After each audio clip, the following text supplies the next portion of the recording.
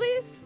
Bonjour Valérie. En plein boulot? Oui, oui, par sang là. Oh là là, dis donc, il s'est mis à neiger là. Ouais, c'est pas terrible. Qu'est-ce que vous faites? Ben en fait, on travaille sur les tours du village. Ça, c'est le plan du vieux château. Ça, c'est le plan du château, voilà. Donc, Et ça se trouve où ça?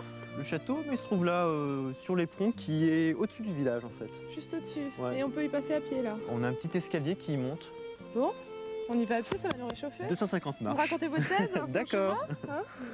Alors, la thèse, la fameuse thèse. Eh ben, en fait, ce site a été occupé très anciennement, il a été occupé dès l'âge du bronze. C'est-à-dire moins 1000 ans avant Jésus-Christ. Le site. Le et site. Alors, et le château a été construit quand, lui? Le château, lui, a été construit, on suppose, 11e siècle. Bon, on a grâce au... On n'a pas de source écrite, vraiment, pour nous confirmer Mais ta ça. thèse se base sur des documents écrits, justement? Ma thèse se base uniquement sur des documents écrits. Je ne peux pas faire une thèse sur le site tout entier. J'ai limité à un type de document. Donc là, voilà, tu as le résultat de plusieurs années de fouilles, en fait. Ma thèse, en tout cas en elle-même, ne porte que sur les documents écrits, les documents comptables, du milieu 14e à la fin du 15e siècle. Ta thèse est davantage sur la vie Ma thèse est plutôt ici, sur... dans ce château. C'est ça, la vie quotidienne, le quotidien du château, les chantiers de reconstruction du château, d'aménagement. Ça fait un peu chantier de reconstruction, là, d'ailleurs. C'est un petit peu ça, ouais. Mais...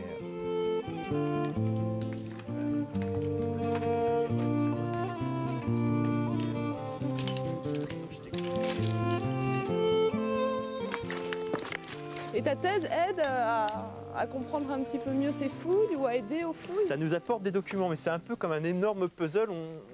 On n'a pas tous les éléments. C'est un puzzle où il manque des choses, mais on monte. Allez. Hop. Alors le château, c'est encore une énigme. Ah, et ça reste encore une véritable énigme qu'il s'agit de décrypter, en tout cas d'assembler les morceaux du puzzle pour essayer de comprendre le plus possible, en fait, à la fois comment elle a été construite. Alors ça sert à quoi de reconstruire? Parce que vous faites un peu de rénovation, de restauration, vous retrouvez les vieilles pierres. Ça sert à quoi? Alors ça sert à quoi? Noyères, qui est un village magnifique, en fait, existe à cause du château. Un des 100 plus beaux villages de France existe à cause du château.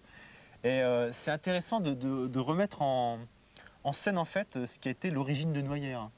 Donc c'est un peu l'objectif de cette association, c'est refaire vivre le château. Donc le refaire vivre... Combien d'années vous pensez mettre pour faire revivre le château? Parce que là, c'est quoi? C'est une tour? Ça, c'est une tour du château. Vous avez mis combien de temps déjà pour monter la tour? Alors, pour la dégager, on a mis quelques mois quand même, mais on étalé sur plusieurs années. Et pour la reconstruire, ça va peut-être prendre 4 ou 5 ans. Et c'est pareil à l'intérieur? Et c'est accessible à l'intérieur? C'est accessible et joli, on peut aller faire un tour. Hein. Alors, hop. C'est solide là, on peut descendre? Oui, oui, tu peux Valérie. Ouais. Ok.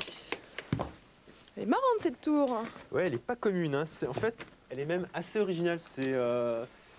Après l'avoir dégagée, on a découvert une structure qui est très innovante pour l'époque. C'est-à-dire? Alors, c'est-à-dire qu'à la fin du XIIe siècle, cette tour date construite entre 1190 et 1210 alors, environ. qu'est-ce qui fait son originalité?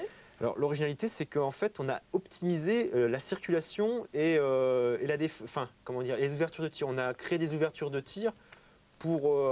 Alors qu'avant, à l'époque, plutôt, on avait tendance à tout refermer, pour pas d'ouverture. Avant, on était plus sur une notion de défense passive, des grands murs sans moyen de répondre à l'ennemi.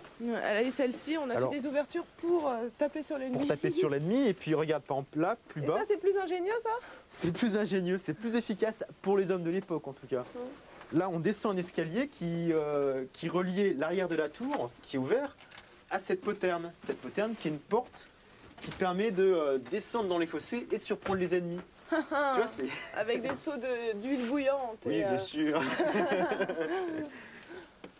Alors là aussi, on a des petites ouvertures. Là, derrière, c'est une archère. Pour pouvoir tirer à l'arc sur les ennemis dans le fossé. Bon, bah merci beaucoup pour ces explications. Merci. Un petit peu plus sur le vieux château. D'accord, merci à toi Valérie. Non, moi j'ai fait qu'écouter.